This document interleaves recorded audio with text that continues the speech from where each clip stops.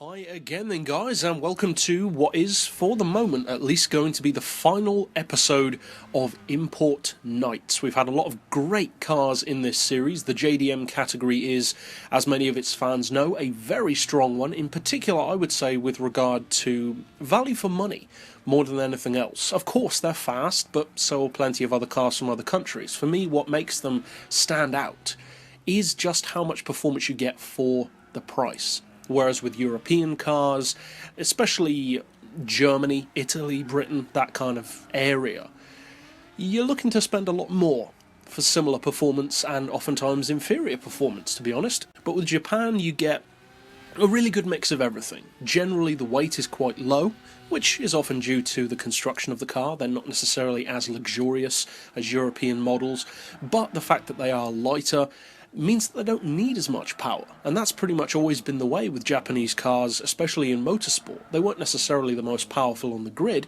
but they were still very competitive because they were good all-round machines that were more compact and lighter, as well as having a decent amount of power as well.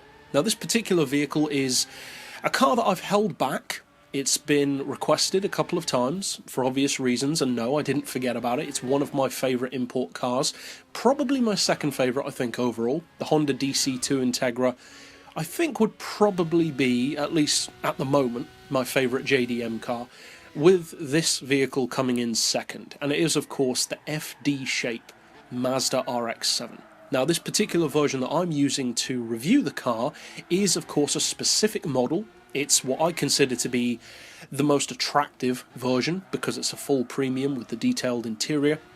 And for 40,000 credits, in fact it's bang on 40,000 credits exactly, you get a pretty great deal. Now of all the FD shape RX-7s, only two of them are actually premiums. There's this one and a slightly older model, and both of the premiums I would say are the ones to go for overall. They're not necessarily always the fastest or necessarily the most affordable, but they're the ones that I would recommend because you do get better sound, better appearance, better tuning, etc. It just gives you more to work with, basically.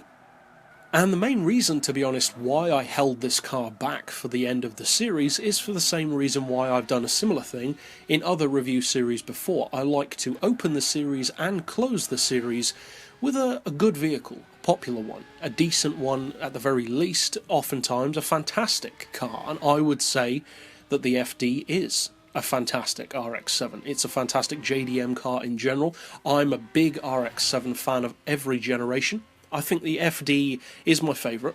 Then my second favourite would probably be the FB, actually, which of course isn't on Gran Turismo anymore, unfortunately, and then the FC. But I love them all. Now, this particular vehicle, in 40 grand premium form, has, of course, a rotary engine. It's turbocharged, roughly 1.3 litres, it's rear-wheel drive, and I would say that the RX-7, in particular with regard to this episode, the FD, obviously, has a more professional feel to it than some other, more beginner-friendly JDM cars. Even the Skyline, with all of its performance, is a very beginner-friendly car. It's very forgiving, even with a huge amount of power, and that's not a bad thing.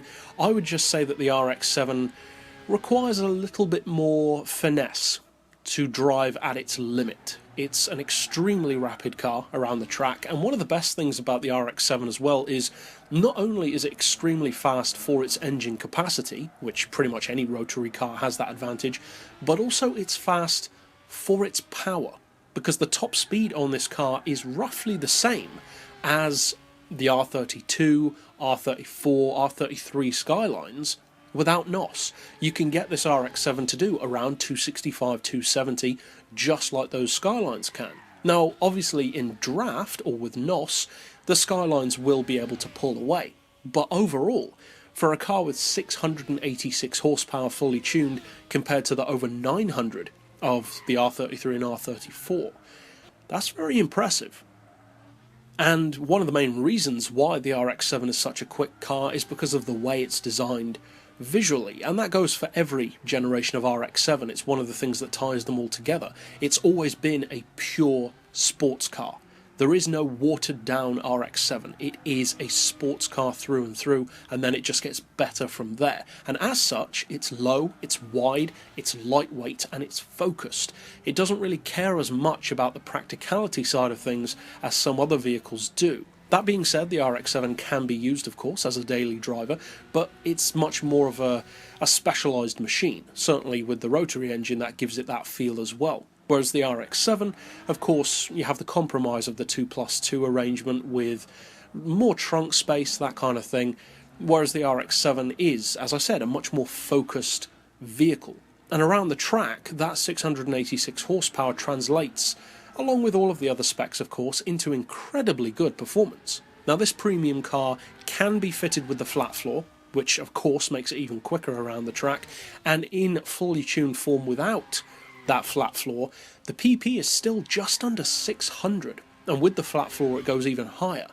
That's very high for a vehicle that has nowhere near the power of GTRs, Supras, etc. And of course part of the reason for that is the low weight. This car only weighs 1,039 kilos, which is a good 200 to 300 kilos lighter than many of its rivals. That's very impressive.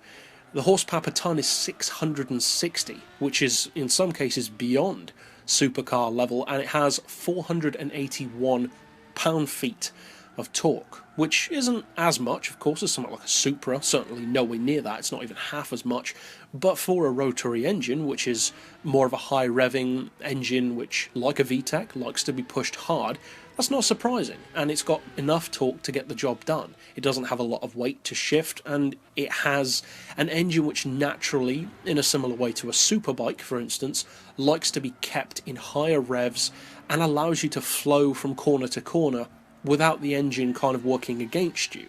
But overall, for 40,000 credits, or any of the other FDs, of course, it's a fantastic JDM car. But that's it overall for this Import Nights series, and we'll probably revisit it again in the future at some time. But for now, that's it, and next week, of course, we'll be replacing this with a new series. In fact, a returning one, and you can check out the Facebook page to find out what that will be. But for now, as always, thanks for watching.